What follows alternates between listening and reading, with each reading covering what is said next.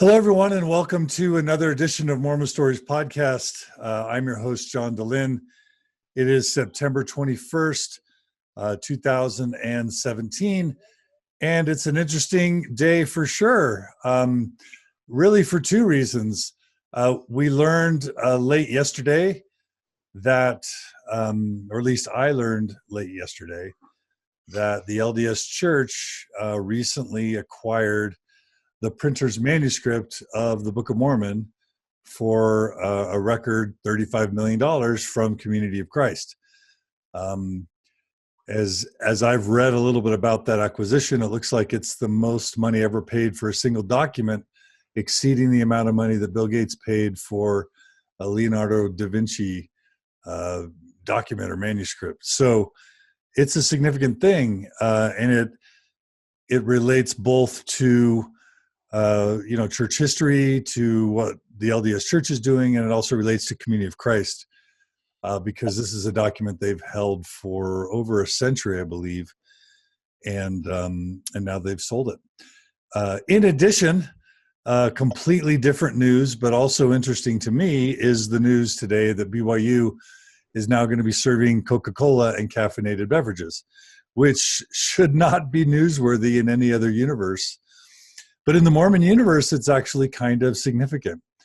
So we are going to be talking about that later on in the show. But without any further ado, I wanted to invite back to Mormon Stories someone who has joined us many, many times before. He's beloved by pretty much all. If he has any enemies, I'm unaware of them. It's the incomparable John Hamer. John Hamer, welcome back to Mormon Stories. Thanks, John. I always enjoy being able to sit down with you. It's a lot of fun every time. So all right. And you just got back from a world tour. Do you want us to tell us quickly about that? Yeah, well, it was a lot of fun. So this is not something that ever happened to me before, or usually that happens to anybody I know, as far as I know. But last year at Toronto Gay Pride, my bank was off having a drawing for a free trip to Vienna. And my banker just says, well, not a lot of people put their names in. Do you want me to fill out one of these things and put it in for you? And I said, sure. And so then lo and behold, won. So Mike and I took it as our 20th anniversary trip this last week. And it was really nice. So they flew us there. They actually picked us up from the airport in Mercedes limo. They took us to all of the fanciest hotels in Vienna. The suite that we were in at the Imperial Hotel, it was 2 stories tall, and there's just another balcony that's overlooking the Ringstrasse. I mean, it's just kind of this amazing trip that we would never treat ourselves to. So it was a nice way to be able to, mark our anniversary. Like I said on Facebook, 10 years ago for our 10th anniversary, Mike took me to Red Lobster. So this was an improvement. A little bit of an upgrade. Yeah. All right. Well, that's so wonderful. We want to thank everyone for joining us live on Facebook. We actually pay money out of the Open Stories Foundation budget to be able to live stream these events, and we do it because we really want the live participation. We think that helps make things a little bit more interactive. We can get better questions. So we really want to thank everyone who joins us. We've got 50 people already joining us. And for anyone who joins, if you have questions or comments, either about the Book of Mormon manuscript sale purchase or about BYU and CoC, we want to encourage you to post those questions and comments so that we can incorporate them in. It just makes for a more fun conversation. Already we've got Chelsea, who's joined us from the East Coast. We've got Steve Otteson, great guy. Him and his wife, Roy, in Seattle were very gracious hosts to us during the most recent Seattle Mormon Stories workshop, which was a phenomenal, smashing success. We have some events coming up through the Open Stories Foundation. You can go to mormonstories.org/events to learn more about them. But in this case, we're going to just dive in to this topic at hand. So, John, How would you feel about giving us a little bit of a background to understand, remind us about the process of the creation of the Book of Mormon, Yeah. what various manuscripts were involved, and Yep. where this printer's manuscript fits in? So you'll remember from the general story, as it's told, that Joseph Smith largely dictates the manuscript, or he's speaking, and then he makes use of a number of scribes who are writing down what he says. And I think a lot of your readers will be familiar with the differences between kind of like some of the early 20th century pictures where essentially Joseph Smith is kind of looking at plates, and then Oliver Cowdery's maybe across the table from him writing or something like that. That hasn't proved to be the actual case from the descriptions. The description is essentially that it's like it's operating more similar to how he operated when he was acting as a treasure seer, which is to say, taking one of the seer stones like the LDS Church has in their vault and that they revealed last year, using that as a spiritual medium, might in the same way like you might have like with a crystal ball. You put it in the hat in order to obscure light, and so that you're seeing with your spiritual eyes as opposed to physical eyes. The plates then do not have to be present, and so the plates are largely then a spiritual artifact. Joseph Smith then is speaking, and that's how the text is then written down, and that's what becomes the text. The first time they tried to do that, it was a fairly halting thing. They had gotten through what's called traditionally the 116 pages. And so there's the first 116 pages of the book, but it's actually, it turns out as the research has gone on, we don't really know how many pages there were. That corresponds to 116 pages in the replacement manuscript, essentially, worth of the Book of Mormon. But that had been copied down. At that point, Martin Harris, who had been bankrolling the dictation process, really begged to have to be able to take it to his wife. His wife was not on board. His wife felt that he was being defrauded, probably, by Joseph Smith. He shares that manuscript and with her. We don't know the actual what ends up happening with that manuscript. Most likely scenario is that she destroyed it. And so those initial portion of the Book of Mormon is destroyed, and that set the process back an awful lot. And it made Joseph Smith very not sure what to do to go forward and that kind of thing. And that actually is one of the things that caused him to start what later becomes the process of creating the Doctrine and Covenants, but essentially where he, instead of scrying or using the gift and power of God, as he's calling it, to channel a text that is thought of anyway as being an ancient text, he instead prays and dictates what he calls a revelation that is about the present day. So it's not about antiquity, and so that becomes what's initially called commandments, but then eventually called covenants, and so that becomes part of what becomes the Book of Doctrine and Covenants.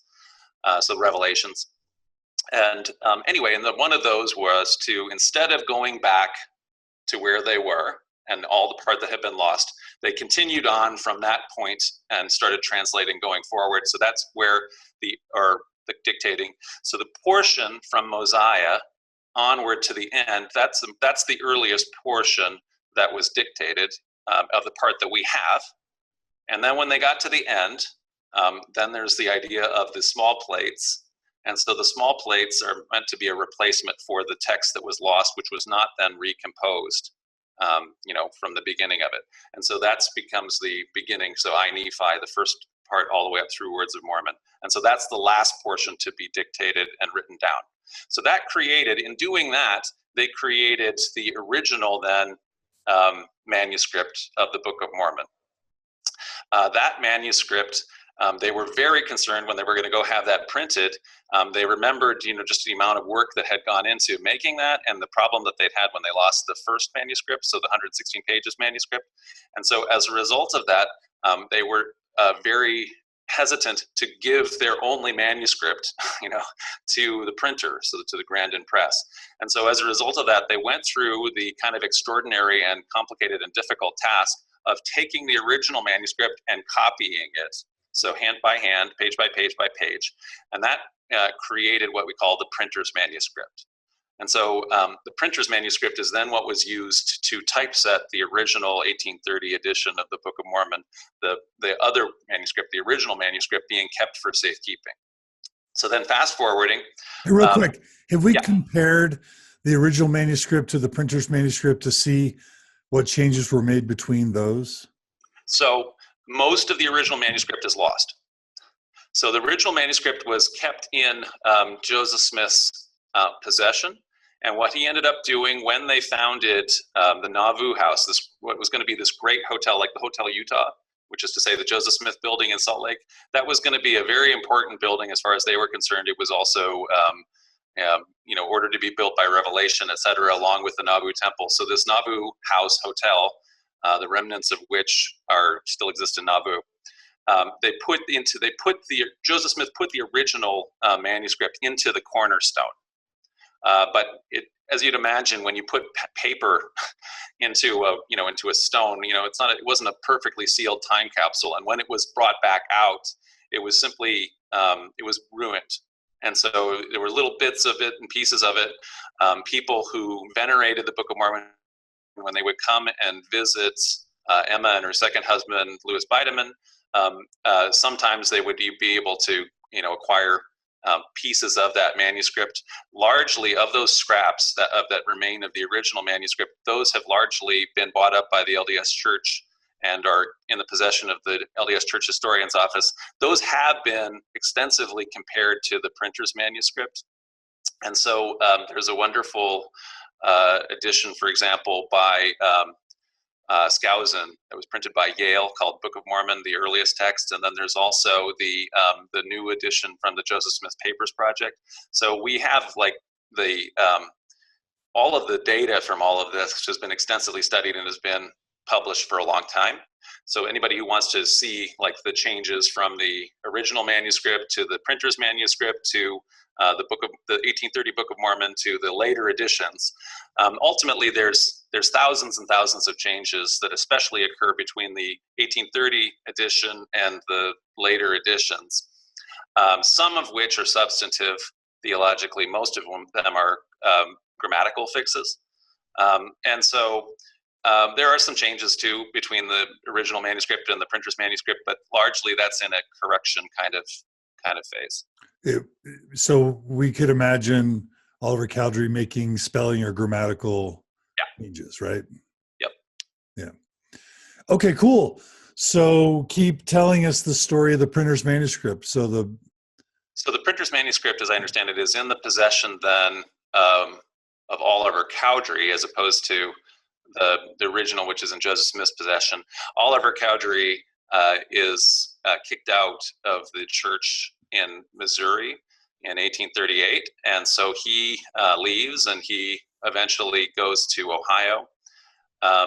He, I think, we don't know entirely what was in Oliver Cowdery's head, because we only have some letters that he wrote towards the end of his life. At some point or other, he probably maybe was thinking that some point or other that Joseph Smith would try to reconcile with him and invite him back, but that never happened. Cowdery's falling out with Joseph was that he found out about Fanny Alger, which was an apparent sexual relationship that Joseph had before he received either the sealing power or the D&C 132 revelation, made Oliver Cowdery mad, and so he called Joseph on it, and Joseph kicked him out for accusing him of adultery. Is that right? Yeah, that's the thumbnail. Okay. So Okay. Oliver Cowdery. So he's estranged after that. Affair or something like that. Yeah. And that was one of the issues, like unchristian-like conduct or whatever, calling Joseph Smith out for having what Cowdery was calling an affair. Okay. And so Cowdery's estranged. All we have from the High Council minutes of Cowdery's trial on that matter is that Joseph told the High Council, he said he made some very appropriate comments regarding the girl affair, or the girl business, which I guess satisfied the High Council, which ruled that Cowdery was unrepentant. So then, at that point, when that happened, along with the other dissenters, he had to flee far west. That's when the Salt Sermon happens, where Sidney Rigdon says, the dissenters are essentially like salt that has lost its savor and it's going to be, trampled underfoot. And so pretty much they flee for their lives. They go to Richmond, Missouri. They lose their property. They swear out affidavits against their former co-religionists. The Whitmers continue to live, or David Whitmer, one of the other witnesses and Cowdery's brother-in-law, continues to live in Richmond. John Whitmer, who had been the historian of the churches in Richmond for a while, then he moves back to Far West, and he's the one who stays there. Cowdery, who continues to be very close with his, again, family members. He's married to the Whitmer sister. After Joseph's death, he decides that he wants to get back into the movement. He writes to David Whitmer and says that all of these leaders, Strang and Brigham Young and everybody, have emerged. But he says to Whitmer, the 12 don't have the keys. The 12 have not the keys to lead the church. So he had himself rebaptized. He then went to Richmond to make plans with David Whitmer, presumably to reorganize or start reorganizing a church. David Whitmer ultimately does that, but Oliver Cowdery dies of, I think, pneumonia or something like that, of an illness right then. So we don't really know what he would have done. His wife and his daughter, his family members, end up staying in Missouri with the Whitmers. They end up becoming members of the Church of Christ Whitmerite, so the Whitmerite church. In the Whitmer's possession, the Whitmerite church's possession then included things like the printer, manuscript, the various Whitmer seer stones, perhaps Oliver Cowdery's seer stone, things like the Anthem transcript. So if you've seen the characters manuscript with all the different little Book of Mormon characters, that all of those things then were in the possession of the Whitmerite church, or the Whitmer family. So Cowdery must have given the printer's manuscript to David Whitmer. Is that what you're saying? I think it's all come together from the Whitmer collection, is what I'm given to understand. So I think that at some point or other, maybe what happens is that Cowdery's family has put it in the possession of the Whitmer family, and so then as of the early 20th century, when they're all passed away, the collection came up for sale and was offered to both the LDS Church and the RLDS Church, the then RLDS Church, Community of Christ. And the LDS Church passed. That's like, did you say 1905 or something like that? It's 1903. Okay, 1903. All right. So 1903. Joseph, so the two people who were presidents, I think, are the church, or at least the person who was in charge of the acquisition for the LDS Church, is Joseph F. Smith, and then the president and prophet of the Community of Christ at the time is Joseph Smith III, and so they're first cousins. They don't actually have a good relationship with each other. Joseph F. Smith apparently felt that because it's Joseph's son, right? Joseph Smith III is Joseph Smith's son. Yeah, so Joseph III is Joseph Smith's son. It's kind of crazy he survives into the 1900s. That's a long time to live. Oh yeah. No, he had a good long life. He survived all the way up until the 19-teens. Yeah. Yeah. And they paid $2,500 for the manuscript, right? Yes. Yep. Okay. And well, the whole collection. Okay. Including the manuscript. Yeah. Got it. Yeah. And so then that's been in the possession of Community of Christ ever since, and until yesterday. Have you seen it? Oh yeah. Yep. Touched it, whatever? With gloves. You would, of course, you touch an important, valuable manuscript. You don't want to, if everybody were to touch it, it would ruin it. So yeah, and, with gloves. So it just looks like, what does it look like? Just to describe it. It's what, I'm trying to think, it's, it's old paper. That's what it looks like to me. And then it's writing. I think you have pictures of it, right? Yeah. With the news articles. So, I haven't looked at it recently. It's been 10 years or something, Yeah. Kind of orangish yellow, and it's got a bunch of handwriting. It's got scribbles on it, things written in, right? Yeah. And the punctuation, I think, is kind of drawn in probably later by the printer. I think it's been established. So, yeah. Because it's not originally written with punctuation. So that kind of thing. What did it mean to Community of Christ to have that? How was it thought of within the church, and then how was it used or displayed or whatever? I don't think it has been displayed recently. Usually it would be available for a whole long time. It's available for scholars to come and look at it. It might be that a page or two was in display in the museum to kind of talk about the coming forth of the Book of Mormon. It's certainly a core part of our heritage. So both churches look back at the early church period and consider themselves to be the early church, so in that sense, the LDS Church and Community of Christ for the first 14 years are the same institution, and then afterwards they're two different continuations of that institution. And so obviously it's a core part of the church's heritage because and that's why they were interested in reacquiring it from a different one of the Restoration churches, the Whitmerite church. So it has been very important. It would have been at some point or other when the churches were more antagonistic, or when we were more antagonistic and we're trying to use all different kinds of ways of saying that we're the original church and the LDS Church is simply a bunch of apostates. Every single aspect of the original legacy that you have in your possession would be then probably used as a bludgeon in order to try to make that case.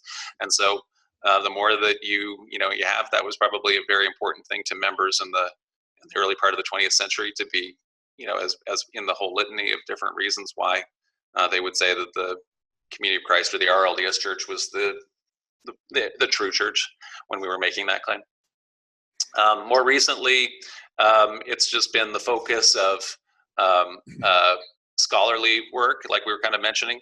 And so, as the churches began to have history departments that had trained historians involved, beginning in the 1960s, the church historian for Community of Christ, Dick Howard, he one of the main contributions he made to the New Mormon history was to begin literary criticism and textual analysis of Restoration scriptures. And so that was a book that he produced in the early 70s that won the MHA, the Mormon History Association Best Book Award and things like that. It's a big contribution that kind of showed the evolution of how the Joseph Smith translation worked, how the original revelations that became the Doctrine and Covenants, in other words, how the originals were, how they were published in the Book of Commandments, how those were edited and published in the Doctrine and Covenants. So all those changes, the textual analysis of that, and likewise the textual analysis of the Book of Mormon. And he also did things like, he did comparisons. So he would take things like, in the Book of Mormon, they'll say, my heart delighteth in Isaiah, and then they'll just, run through a whole bunch of Isaiah. And so Dick went through and said, okay, well, here's what we have as the Book of Mormon's version of that Isaiah passage and how it was affected or how it was changed from the King James original. And then he went to the Joseph Smith translation and said, here's that same passage, and here's how that was changed from the King James. And it turns out that they are changed differently, right? So they don't match up. So it's interesting. Okay, cool. There's a lot of questions coming in about Community of Christ's decision to sell this. Maybe I'll just read a couple of the questions and you can get a sense. I mean, sort of in its most benign way, you could say, wow, this is such a sacred document. It's like the Shroud of Turin or something for, to the Catholic Church. This is among its most sacred possible relics. Yes. Why in the world would Community of Christ ever be willing to sell this, especially to the LDS Church, which historically does not maybe have the best reputation for transparency, although obviously it's trying to restore that reputation. But why sell something so sacred, and then why sell it to the LDS Church? Right. Well, so this is a sad news actually for Community of Christ members, and so many people are just thinking with melancholy about this, because it is something that's quite sacred to our story, our narrative. This is part of our heritage as much as it's part of the heritage of any of the Restoration tradition churches, the LDS Church included. And so this is not a decision that, in our case, the presiding bishopric and the first presidency took lightly at all. it was something that has been considered for multiple years, I know, and exactly what among different things that are assets of the church. The church tends to be essentially quite land rich, but not income rich. And so we have problems in terms of we're facing many of the same kind of problems that many churches throughout the Western world are facing, which is to say aging, graying congregations, declining membership rolls, that kind of thing. And so as a result of that, we have, for example, the same kind of issues and liabilities that are facing corporations like, let's say, General Motors. So one point or other, General Motors was a much bigger corporation. And when it had that, it had lots and lots of employees. Those employees have pensions from GM, and also there's liability in terms of all of their health care, all their health insurance. The amount of time that people have lived now is so much more, and the amount of cost of healthcare is so much more. And so that is one of the reasons why it's very hard for historic, let's say, institutions to emerge from those kind of issues. And so in Community of Christ, we're facing that specific issue, which is to say all kinds of people that dedicated their lives to service, who are now in retirement, and for whom there is a huge, specifically like healthcare and other kinds of those kind of benefits, liability that the institution has. And so how are we going to respond to that? That's one of the, that's been one of the core questions. And so in the case of this particular asset, I mentioned, for example, how this hadn't been, like, let's say, one of the documents that had been continuously, let's say, in Smith family possession, unlike, for example, the Joseph Smith translation manuscript. That is not to say that also isn't a possibility that we might see that, there'd be a buyer at that point, some point with that too, but there would be a lot more, let's say, hardship with that, because there are some very important heritage stories about Emma and her preservation of those documents and how important those particular documents were, as opposed to this document, which is specifically a copy of the original that the Smiths had kept and had been off in the Whitmer hands and that kind of thing before.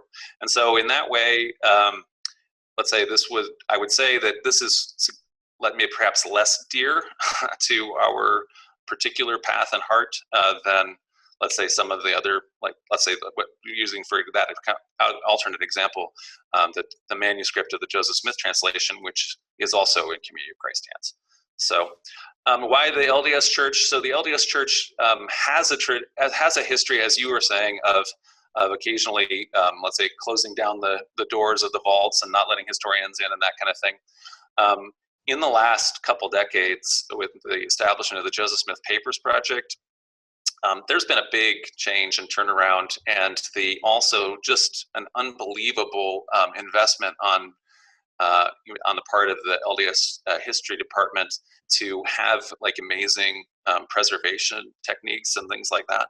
The documents and everything like that pretty well have already been published. So that was all released last year as kind of a joint effort, where we gave total access to this manuscript to the Joseph Smith Papers Project. And so, like I say, in that case, it's pretty well already been published. So there's very little danger, I think, in terms of, let's say, if the vault were to all be closed and no historian would ever be allowed into LDS Church headquarters again, which I don't ever foresee that happening. In any case, the information here would not be lost. It wouldn't have to be, the original hardly needs to be consulted. So, what are the other assets that Community of Christ has that the LDS Church would want to purchase? Just so that we can sort of, if this is just a shoe to drop that maybe is a forecasting of other shoes to drop. Somebody's mentioned the Kirtland Temple. What are the other biggest documents or assets that Community of Christ has that the LDS Church also has its designs on? So I just mentioned besides the Joseph Smith of the Joseph Smith translation. So that would be, at this point, depending on how you think of it, I think it's probably a more substantial one, at least from our standpoint, than the printer's manuscript, since it is it's the original and it's the only, there is not like a printer's copy for the JST. So in that way, that's a pretty important manuscript, or actually collection of manuscripts, and that would certainly be on the list, I'm sure, of things that the history department would want. The LDS history department. There's all kinds of smaller documents. Then beyond that, I mentioned the Anthon transcript. So that's that characters document. There's bunches of letters. There's just a lot of early kind of letters.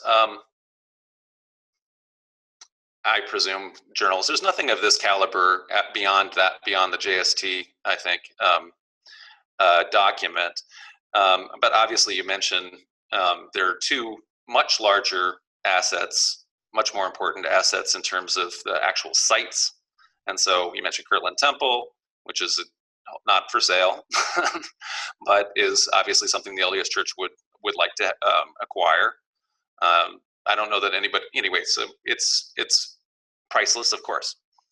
And the other one of those priceless assets is all of the properties in Nauvoo held by Community of Christ, which, of course, includes the bones and grave of Joseph Smith himself, which presumably to lots of Mormons would be valuable to possess. So.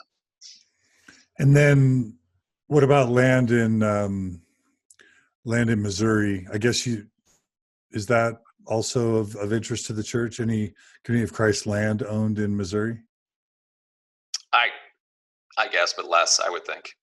I mean, I don't know. I mean, I don't know how excited, they would be probably more interested in getting the temple lot out of the temple lot church, right? So, yeah. I mean, the problem with our portions of the temple lot is we have we have the largest temple in the restoration tradition on the lot, right? So they don't particularly want our temple because it's different from LDS temples. We have a different idea of temples, Same thing the auditorium. So there are properties, obviously, that are part of the shared tradition, but that's not, I don't know how much they want them. I don't know. So I wouldn't say that those are the big deals. So a lot of these questions are coming from our friend Henning Mueller in Germany, who I'm sure you just saw. Yeah, I was just there. Wonderful to see him.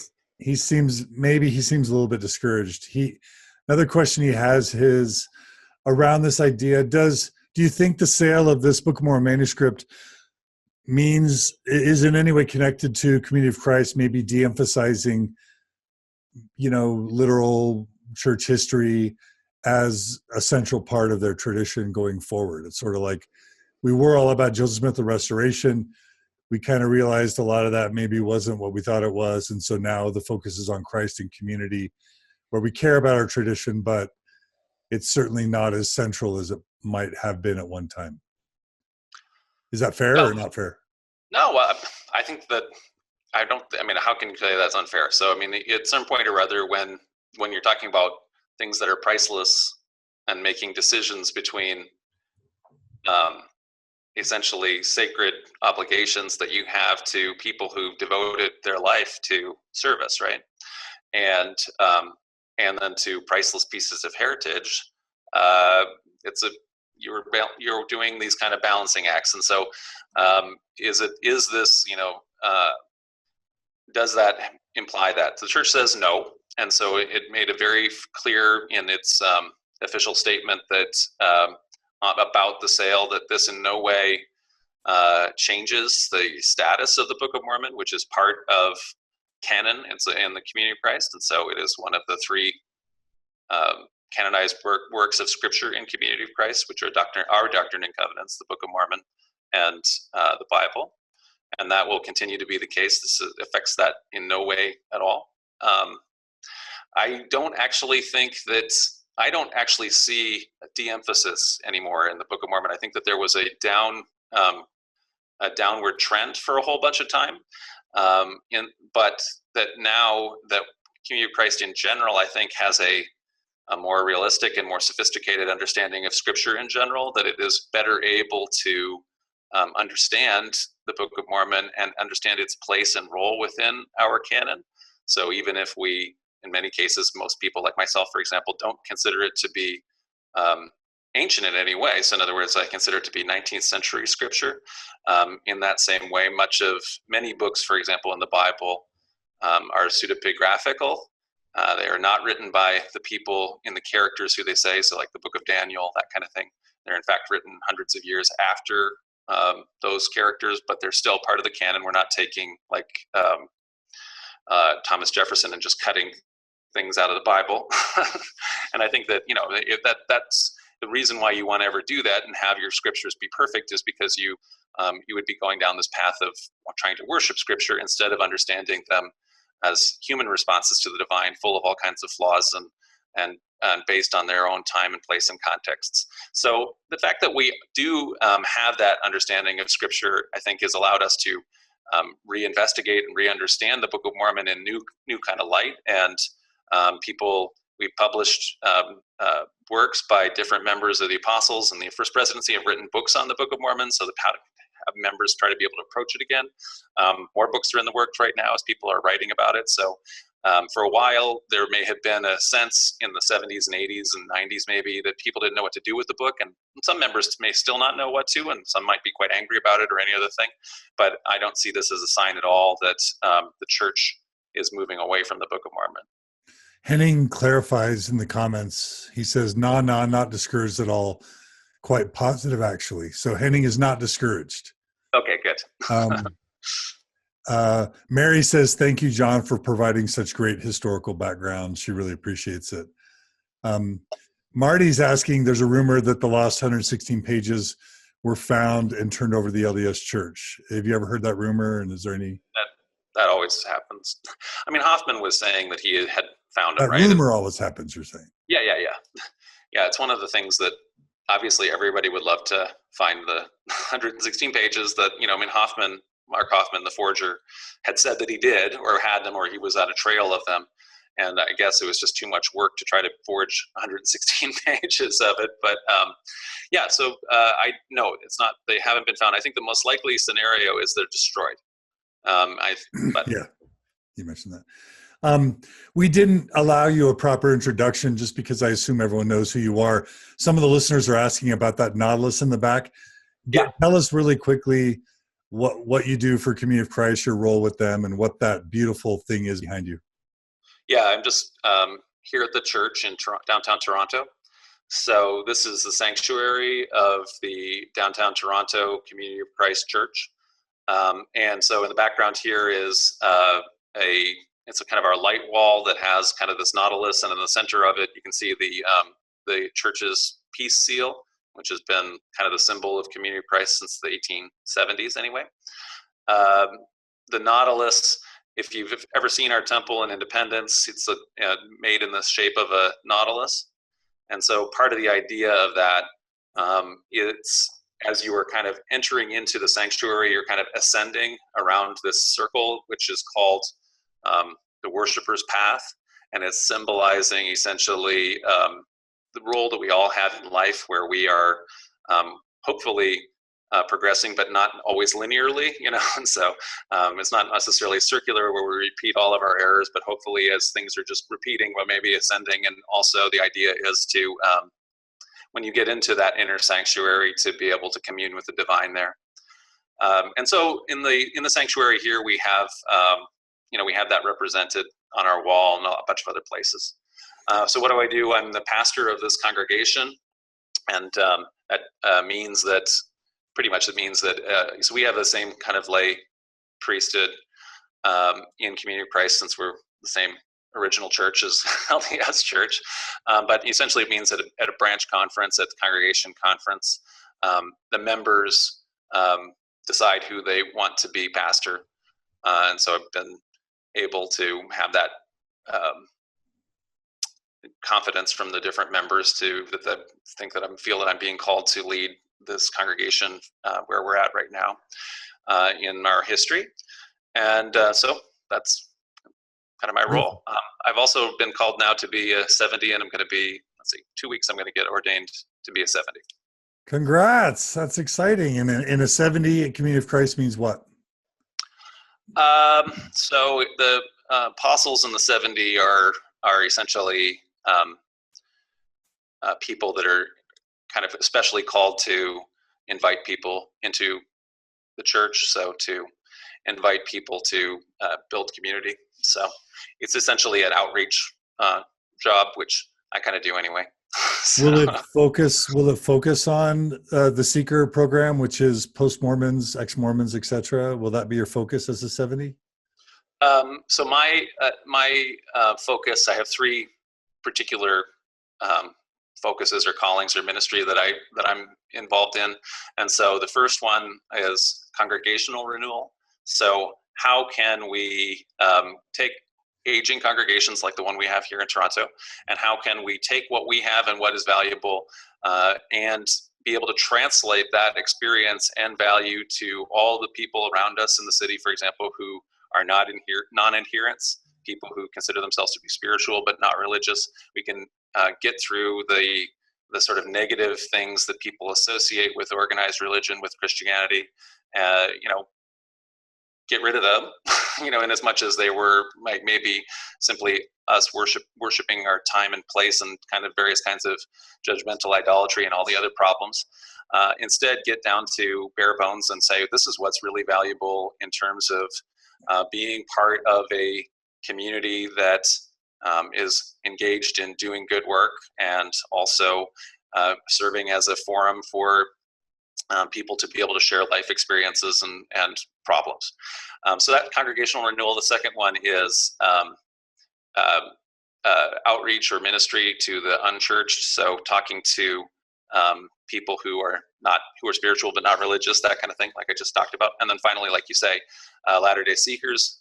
And so that is people of restoration heritage who, for whatever reason, can't find a spiritual home. For example, if they grew up Mormon, and they disapprove of the November the 5th policy or something like that. Whatever the reason being, that don't feel that feel marginalized within their own faith community, that don't feel spiritually nourished within their own faith community, to just be able to do hospitality. So in other words, just tell everybody they're welcome and to help people work through that, whether they become members or not. That's really not the objective. So. And if somebody wants, and we're going to now turn to maybe a little bit about the LDS Church and the purchase of the manuscript and what it means. Really quickly, if somebody wants to paint this as Community of Christ is going down the tubes and this is one of a few final desperate acts to stay alive, let's just really dramatize it. Yeah. How would you comment on that sort of characterization? So it's a hard choice, but it's certainly not the only choice that we have to make. So, people in the LDS Church, because of the portions of the church that are shared, which is to say our restoration heritage stuff, that seems like that's the whole show.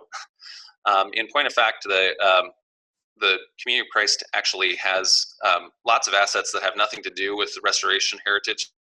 So, for example, one of our traditions has been to have what we call reunions, where everybody in your entire region, so in my case throughout Ontario and beyond that in Canada here, we come together. We have 4 different campgrounds that the church owns, which are to say large pieces of property.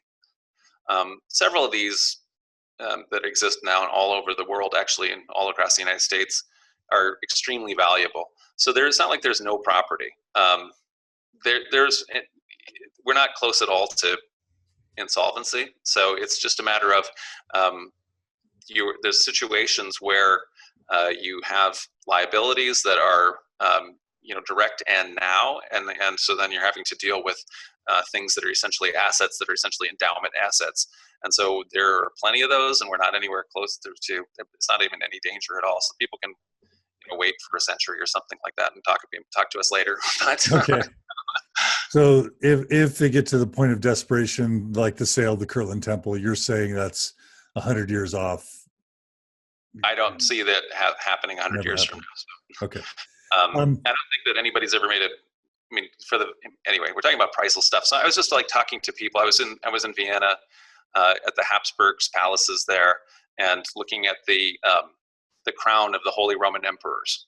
So 1,000-year-old crown that was used for all the Holy Roman emperors and everything from Otto the First on. And I showed that picture to somebody, and they said, "Well, how much is that worth?" Well, how much does it mean? It's infinite, right? So we know anyway. So, but it's fair to say some would say that's true about the Book of Mormon printer's manuscript, right? some would say so, but I mean, I don't think I didn't say so. So Yeah, when I was, sure. anyway. So. What steps did community, for those who are like, oh my gosh, the church is going to LDS Church is going to do revisionist history. They're going to, burn pages, delete pages, change pages, rewrite the history because the church can be Orwellian, throw things in the memory hole. What precautions did Community of Christ take to make sure that wasn't possible? So, we have, complete high resolution copy of the whole thing. That's published too. So, right. Everybody has access to this document. This is, so this is specifically not I would say that the issue at all with this particular document is not about scholarly access to the document, which has already just been more than almost any manuscript has ever received, at least of this recent of provenance, right? So there's ancient manuscripts that have been poured over like this one. But anyway, so this has been very well studied, and there's really no danger of that information being lost because it's widely disseminated and published, and you can buy, like I say, the books on it from Yale. You can buy it from the Joseph Smith Papers projects, everything like that. We have copies in terms of that maintained ourselves. It just isn't going to be going anywhere. You have it. I don't know what else you can say at Orwellian. So what the value of it is so keeping the collection all together so that it's not actually being split up and bought by, let's say, individual LDS millionaires who might want to have one piece of it, in which case then it would go into, we might have been able to raise 100 million because each page might be worth $1 million or whatever, right? So anyway, but that way, in that case, then it really would be lost to scholars because it would just go into individual private collections. And so that didn't happen. And so instead, as I mentioned, the LDS Church has spent an awful lot learning the best preservation techniques. And so it's as a document goes, it's literally going to be safer, because it's going to be preserved just as long as the LDS Church is in business, I should think. So, which will be a long, long, long time. Check back with them in a century, as I say. So they're not in any. I'd say a millennia. Okay, what do you think about the price? 35 million. Is that too high, too low? Any thoughts on the price? So I thought that was, quite a reasonable price. The price that I had thought, that you could, like I said, I mentioned, like if the individual pages of the collection were broken up, they're into there's a lot of Mormon collectors. And so I'm not a collector. I'm not interested in collecting stuff. I'm more interested in the actual information. And so I'm more interested in having the published volumes myself of all the scholarship. But there are people for whom collecting actual artifacts is like a big thing for them. And lots of them now have lots of money. And so the value, since the 80s and Hoffman was involved, the value of the Mormon antiquities market has just gone up and up and up and up and up. So things like individual Book of Commandments, so that's one of the rarest of the actual published books. Individual books of commandments, which is the precursor to the Doctrine and Covenants, they sell for over $1 million each, right? That's because there's not very many of them. And so, but there are more than one, and so, Community of Christ has 3 or 4 of those. So there are plenty of those. Each one of them is worth more than $1 million because collectors will pay that. So how much is an individual page of the manuscript of the Book of Mormon worth? Does a collector who, let's say, if you're a huntsman and you have how many $1 billion, would you pay $1 million to have the page that has the best quote from the Book of Mormon that inspires you? Would you pay 10 million? In other words, they would. They have that plenty of money. So how much would Romney pay for a piece of it? So I think that, in fact, the collection I said is probably worth 100 million, but I think 35 million is completely reasonable, especially considering that's the most anybody's ever paid for anything before. So it's almost like they went to that Gates document, that Gates Da Vinci purchase. It was like whatever 30 million, and they're like, okay, 35. Well, I think that anyway, it was assessed, right? So it's not like we just pull it out of the hats. It was talked. So yeah. But it seems interesting that's Previously, Yeah. the most amount ever paid for Manuscript, Yep. 30.8 million paid by Bill Gates for the Leonardo da Vinci Codex in 1994. So why not 100 million, do you think? Why Well, not hold out? they probably figured they don't have to, they're the main buyer. And so they figured if we'd sell it for 35, which we did, then that's how that kind of haggling works. When you're talking in these terms, when there's haggling, right? So it's like with when you're buying a house. There may be, if you have a super mansion and it may be worth X number of 100 million or whatever in LA or something like that, but you have to find somebody who can actually buy it. And so anyway, Yeah, that makes sense. Negotiation between the buyer and the seller. Okay, so the LDS Church purchases it, and the first thing I notice is that they say they didn't actually use tithing funds, that anonymous donors donated the 35 million, and then from that money, the money was purchased. Any thoughts on that? Yeah, I think that's been the normal practice in the LDS Church. So I think that was also happening, going back to the 80s. And so I usually, again, I mentioned just like a couple. The papyrus was purchased that way. The Book of Abraham papyrus in the 60s. Is that right? Yeah. So I think that they do that as a go-to. And so there are, as we mentioned, LDS billionaires. And so a $35 million drop for any one of those guys is probably, money is valuable to everybody, but anyway, it isn't putting anybody back too bad if you're a huntsman or somebody. I don't know who the anonymous donor is. So. Do you think that's, if some are like, why doesn't the church just own up and buy it with tithing funds? That seems like a shell game to always go to that effort. Do you have any thoughts on that? It's up to I don't advise the LDS Church about how it does its policy and spending. So, people on your thread were arguing with me or something. I commented on one of your threads on Facebook or something like that, and people were telling me, well, they should be spending it on this and that and the other thing instead of a historical document. And so that's for Mormons to decide, about what the priorities are for the LDS Church and all its massive amount of assets. What should its priorities be? But in general, in terms of Community of Christ, we are not spending this kind of money on buying assets like this. We obviously had to sell asset like this for the money in order to continue to do stuff that's more missional. So.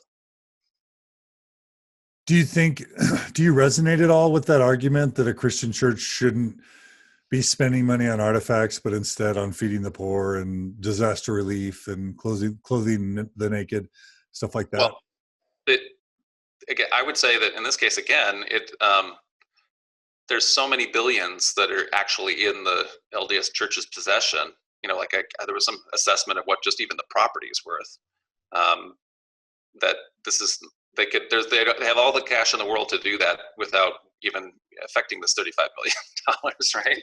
So maybe there should be more priorities to do that. I don't know. So that's that's the LDS Church. So. Okay. And what do you think the LDS Church is most likely to do? It looks like they're saying that they want to at least put part of it at the Church History Museum downtown and let Mormons be sort of another attraction to Temple Square that kind of brings tourists and people to downtown. Yep. Yeah. So, that's a perfectly reasonable thing to be doing with it. So I'm sure it'll be preserved and, the bulk of it will be, put away safe. Some of the pages will probably be there under glass, or under very protective glass and things like that, so people to actually be able to see. And that'll be important for people who are interested in the history, but I'm sure also for people for whom this is a very sacred document, and so for whom that they want to go as a pilgrimage and see this portion of the process, right? So, right. Any other sort of thoughts or comments just about the church's acquisition of it, the importance of this, what it might mean, what it might not mean, how people might be overreacting?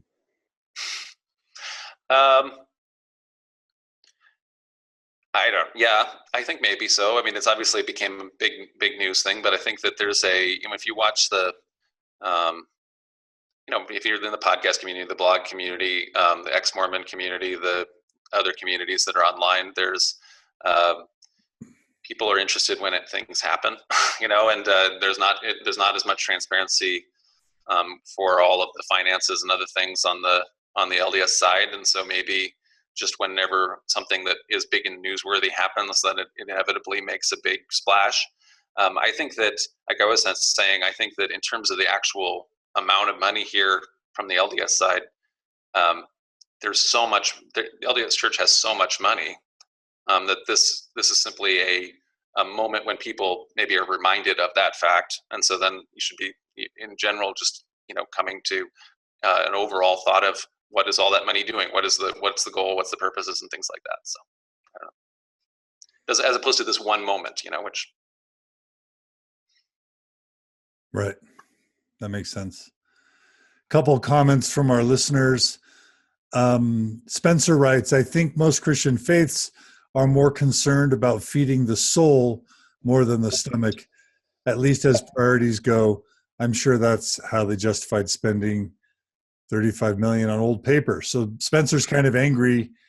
He feels like this was not a good purchase. Any thoughts for Spencer? Like, John, if you were running $1 billion church, let's just say it was a church you believed in that had the ethics and the morals, could you see there being a case made for a church paying millions of dollars for a sacred artifact that, one, is historical and deserved to be preserved, but also is just so sacred that to a church with a lot of resources, it's worth spending that money on? I'm guessing that if you were in a similar position, you might say a historical document is worth preserving, even if that money could be used to feed millions of people. I could see you maybe. Sure, but I would also be working on the feeding the millions of people, right?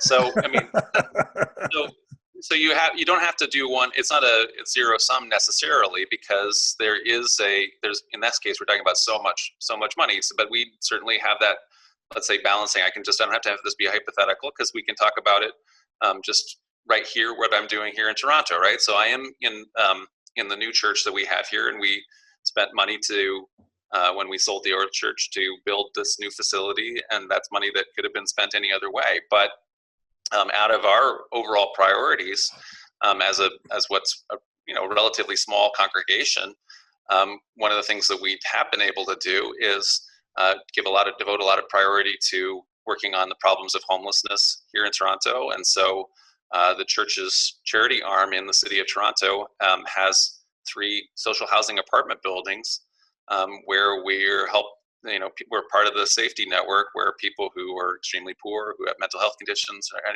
are able to have their own space and not be homeless, And so if you have a congregation that, let's say, maybe we have 12 to 20 people on a Sunday, but we're able to help house 175 people or so, that's a wonderful way to be able to balance those kind of priorities. So, you can do a couple of more than one thing. So yeah, I think that we should be preserving our historical documents. Maybe the collector market brings everything too much, but that's a reality of having ultra-rich people. So there's ultra-rich people who have huge amounts of money and they want stuff, and so that makes all the prices high. But then, and beyond that, we should be preserving our heritage, and we should also be working on doing sustainable efforts so that it's not just feeding the poor, but helping fix the systems that are making people be underhoused and malnourished. So. Love it. I think it'd be worth just really quickly, you've talked about this a bit, but can you talk just briefly about at Community of Christ Toronto, just really briefly, some of the things you guys are doing to sort of innovate on a religious or spiritual experience for different populations, and how maybe your congregation would be experienced differently than either an LDS Church experience or even a modern Community of Christ experience? Well, yeah. So we are doing a lot of different things. So we have a bunch of different components. So because I think that the old one-size-fits-all model of going to church on a Sunday and having, let's say, a sacrament meeting doesn't resonate with everybody anymore. So the entire population isn't necessarily finding that to be satisfying, that part of themselves that has a cause and wants to accomplish good and wants to participate in the good and be good, right? And so that's been a traditional way that's done, and we do that traditionally on Sunday, where we have a traditional service like a sacrament meeting. Although we have some pretty we have a really good congregation. We have great content. So there's a lot of people who, different people who give talks who are, they're very well researched and well thought out and everything like that. So I will stack our content up against anybody and even the traditional service. But we have other ways that we also Kellen asked if you're still live streaming some of your congregational presentations on Facebook. Yes. So one of the things that we'll do, especially, we have our Tuesday night group, which we call our History, Theology, Philosophy group. And so what we do on that night is that people from anywhere, you have to be a member of, and usually most of the regulars even who come every week are not formal members of Community of Christ. In fact, they come from all different backgrounds. And so it's people who are, we have regular members who are, regular participants who are Muslim, who are Jewish, who are Hindu, who are atheist, who are all coming together. And what we essentially, the idea of it is that we are continually learning and growing, which is one of Community of Christ mission initiatives. So part of our mission is to continue to learn and grow. And we do that by exploring topics, in this case, of things like philosophy, theology, history. So what does it mean? What do past philosophers, when they're talking about how to live a good life, how to be good, how to do good, how did that inform us today in 21st century Toronto? And so we'll stream those. We'll be better at that's still a little bit getting going, and so as a result, we don't publish the link as broadly as we otherwise would. But generally speaking, if you're my Facebook friend or if you've liked the congregation page, so our congregation is called Community of Christ Toronto Congregation, you'll get to access that. It's streamed through Facebook. And then we have a couple of them, but we'll be putting the archives of that on YouTube. So again, we have a YouTube channel for the congregation. Our website is what is it? I said Center Place. So our congregation here is called Toronto Center Place. And so it's center spelled the Canadian way, CENTRE, place.ca. So CA is Canada. So centerplace.ca, and then you can access all that kind of information. Yeah. Other things we do are we have our meditation group. So we do mindfulness meditation. So this is a way to get away from this incredible busy city life that everybody has, all of the screens that you have in front of you.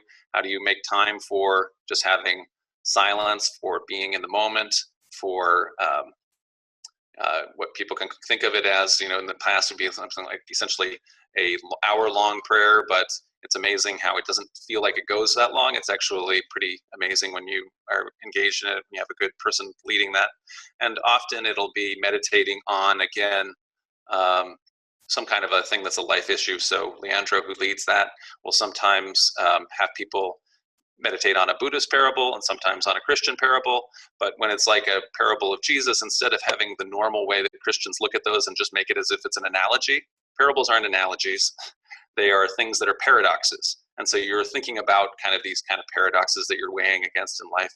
And that's kind of hopefully giving you a moment again so that you can be thinking about what you're doing in life. Why are we doing all the things we do? So those are kind of the things. And then the activist stuff, like I say, one of our special ideas of activism in Toronto is the social housing. And the other big program that we have here is we call Encounter World Religion, which is essentially where we are learning about all the different world religions, and then we go to visit them. So it's an interfaith thing. You learn about Islam, we go to the mosque and we talk to all the people in the mosque. You learn about Zoroastrianism, we go to the Zoroastrian temple and we meet the Zoroastrians. So.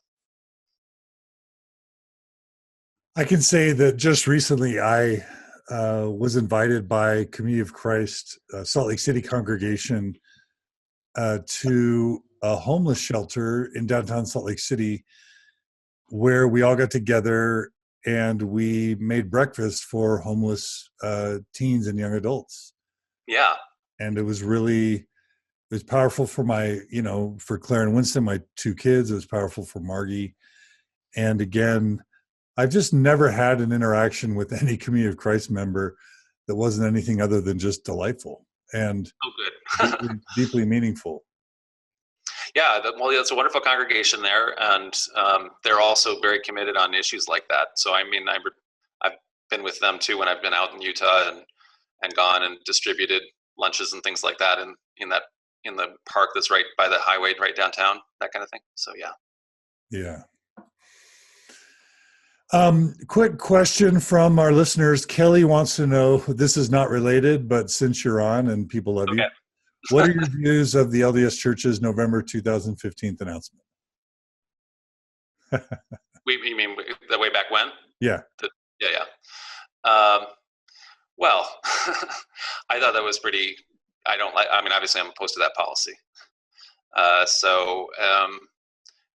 wouldn't. I mean, I think that that's it was kind of an amazing one, but on the other hand, it wasn't. I didn't find it to be completely unpredictable, because that's kind of how I have seen from the LDS leaders throughout my life. So I kind of felt that that's in keeping with what I would, expectations. A lot of people, I think, felt that they had been reading tea leaves and they thought things were going in a much more positive direction. But I've been a little more pessimistic with the institutional LDS hierarchy and just the corporate path. And so I don't actually see the LDS churches moving in a progressive direction at all. I think that because everything is moving in society is moving forward in that direction, and the LDS Church even staying still means that it's going backwards. And so I think that it's actually less, less progressive in all these kind of issues than it would have been, 40 years ago in a relative sense. So, right. How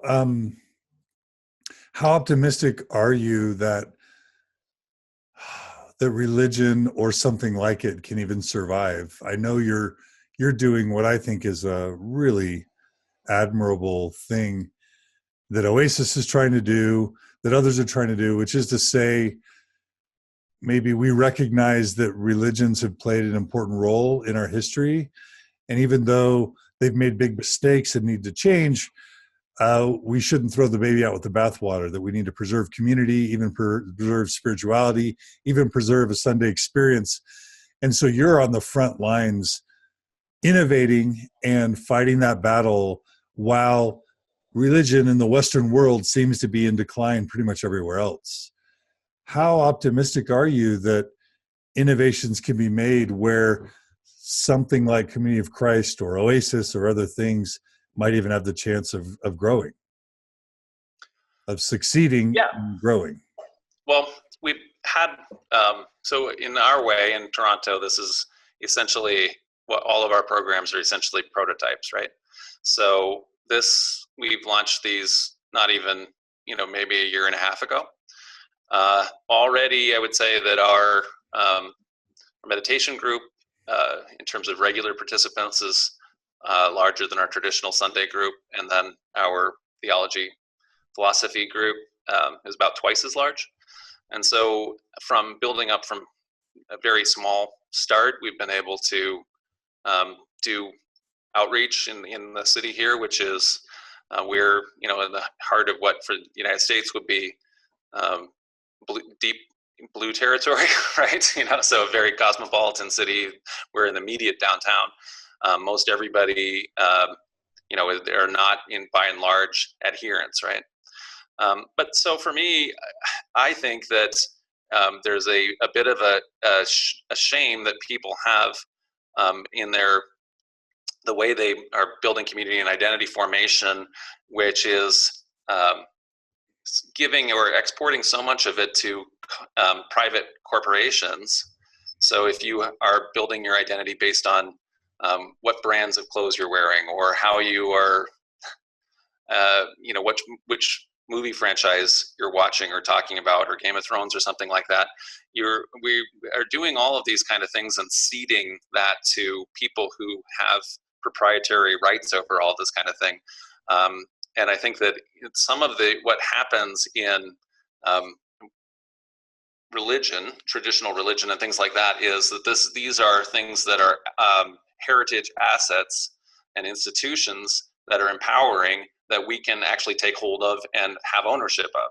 It's hard for people in the LDS tradition to even see that as a possibility, because you have essentially no ownership stake at all, because it's entirely controlled by the leadership. But here in the Toronto congregation, for example, everybody, I mentioned that everybody who's a member is a voting member. We can, move the direction that we feel called to move, and adhere to the priorities that we, want to. And so this is a way that we're able to do, telescoping huge amounts more than we'd ever be able to do as individuals, no matter how much I might want to have been able to. I go down the street, I see people all the time who are asking me for money. And if you give people a little bit of money, that's not necessarily even a positive thing in terms of their individual life, because, anyway, just the reality of how studies have gone without that kind of thing. And so that's not affecting anything, certainly systematized wise of writing and justice. No matter how much I would have been able to work on that particular issue, I could never have gotten as far as I have being able to be president of this charity that is part of this inheritance for, social housing.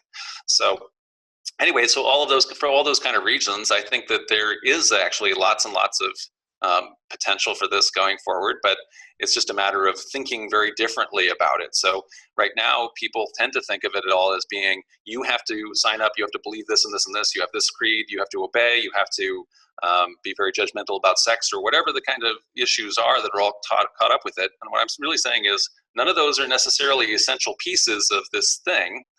And we can, throw them off the chassis or whatever, take the important component of the chassis here and add on what is good and actually participate in real good. So. I love it. Katie, I'll just read a couple comments and then we're going to change topics and talk about caffeine at BYU. Okay. Katie writes, I understand the sentimental value of this document and the church's desire to preserve it, but is it necessary to have for building up the kingdom of God and sharing the gospel? We can't take physical and worldly possessions with us when we die. We have digital scanned copies to use and reference at any time. I'm glad the money went to Community of Christ, but really at the end of the day, I don't see why the LDS Church thought spending $35 million on an old document for their museums was okay. So that's how Katie feels about this acquisition. Diana writes, I love how proactive Community of Christ is. Wonderful. Service to your fellow men, easing human suffering. Love John Hamer. I'm a huge fan. I'll listen to anything he puts out. Oh, thank you. And then Brittany Mangelson thanks us for the shout out to the Salt Lake congregation. We're grateful for the support of both Johns. Brittany is a former LDS Church member who she and her husband are very actively involved in the Salt Lake congregation. They're very delightful. Yep. And thanks for joining us, Brittany. All right, John, any final things you want to say about this document before we talk about caffeine? Well, I completely understand from all the members on the LDS perspective that maybe they would like to see things done in a different, way. So I'm mostly just representing why the choice was difficult from our side, and I kind of hopefully anyway have said, how our priorities had to line up to have this thing happen. So. Was this something they consulted you on, Steve Veazey or Community of Christ or whoever, the history department? So on the history team, did you know this was coming? Yes. So I didn't know exactly what particular thing was going to happen or the price or anything like that. But it was announced at the beginning of the year that certain historical assets would be available for purchase if the buyer could be found. And so I anticipated that this would be one of the potential ones. And like I said, I talked to people on the history team a couple years ago and said that my feeling was, of the things that we have a hold of that are very valuable, if we had to make the hard decision, that this would be, something that I would be able to be okay with seeing go if it went, if it was able to be preserved in a proper way and all that kind of thing. But also only if a reasonable price could be had. And so I would have been sad if this had been, $1 million or something like that. I mean, that'd be absurd, But obviously, it's at this price point, it made it make sense. So. Got it. All right. Okay, well, thanks, John, for that analysis. And for our listeners who have participated, we still have a lot of people joining us, and we're going to change the topic to a stunning announcement for me. It was announced this morning that Brigham Young University, of all places, is now going to be serving Coca-Cola. And Jeremy Christensen, a friend of mine, is the one who alerted me to it. And sure enough, I went to BYU's own Facebook page, and about an hour or so ago, 8:28 a.m., September 21st, BYU is now serving caffeinated soft drinks on its campus. BYU Dining Services has announced that effective today, it will begin offering caffeinated soft drinks on BYU's campus. So that's the announcement. That was kind of stunning to me, who did attend BYU, and you could get, decaffeinated Coke or Diet Coke, but you certainly couldn't get coffee or tea or caffeinated soft drinks on campus. And that went on for a while. So I was stunned to see that changed. And so I learned that there's a business in Provo called Caffeine Corner, and there's a guy who runs it, and his name is Wesley Monahan.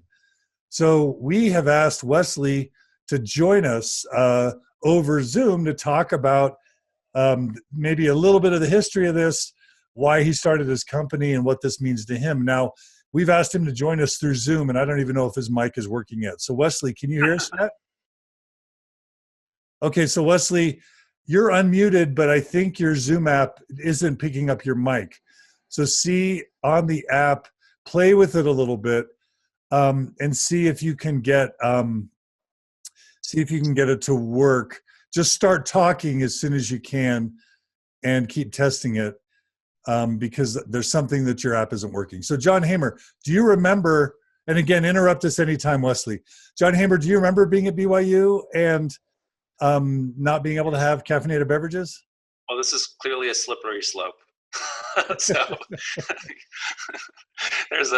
we have great in the RLDS Church. They had these great old preaching charts that had the narrow path, and the broad path that is the devil, right? And so it was things like, drinking or whatever led to card playing, which led to dancing, which led to murder. So obviously, the caffeinated pop. I don't actually drink soft drinks, so yeah, I was at BYU way back in the late 80s and early 90s, and so it wasn't on campus, but I also wasn't put out by it because I don't drink, pop. So you don't drink pop at all? Never did? I don't have a sweet tooth, and I don't like sugary drinks like that, so it didn't affect me either way. So. Okay. Do you have a sense for the extent to which this was doctrine or not, the history of it?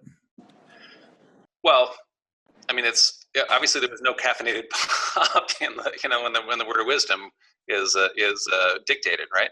So at the word of wisdom, when you go all the way back to that time period, it is in general just speaking common folk understandings of 19th century America.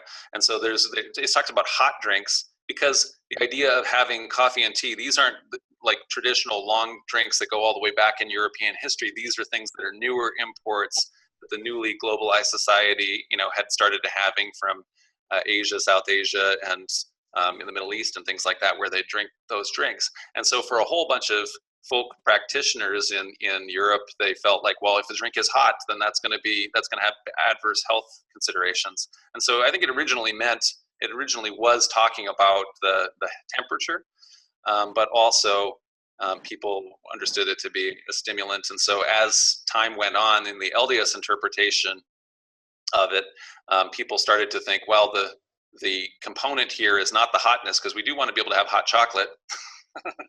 Even though chocolate has something very similar to caffeine. But anyway, so it's the caffeine in particular.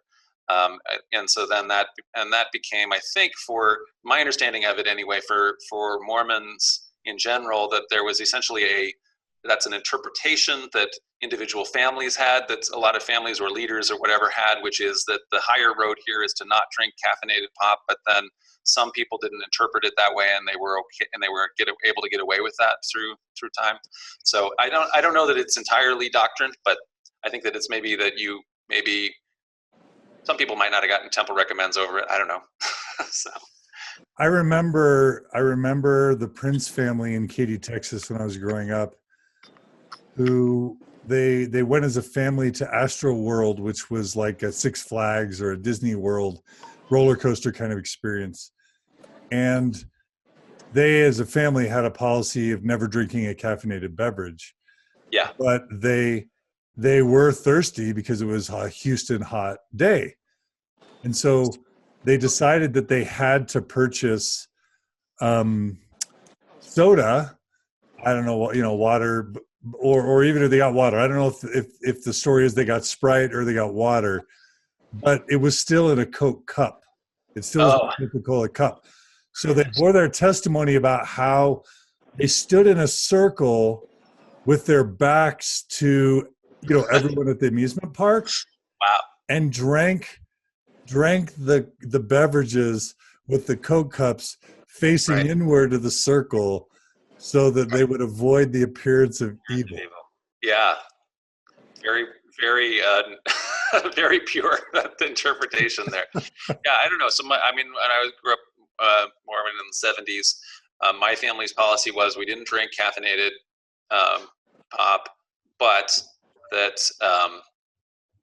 except on trips as medicine. So the drivers could, of a car could drink not coffee, but they could drink caffeinated pop in order to stay awake, for the road. So it was being used as a medicine. So, I don't know. Check.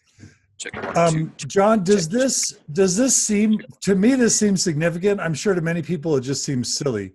Does this seem significant to you or not really? Oh, I don't know. I guess I don't. I was teasing when I said it's a slippery slope to. No, I know. But what do you think? Like does this, like so many people, this has been a core part of their Mormon identity, Does it mean that the next step is that Mormons will be allowed to watch rated R movies and HBO? I don't know.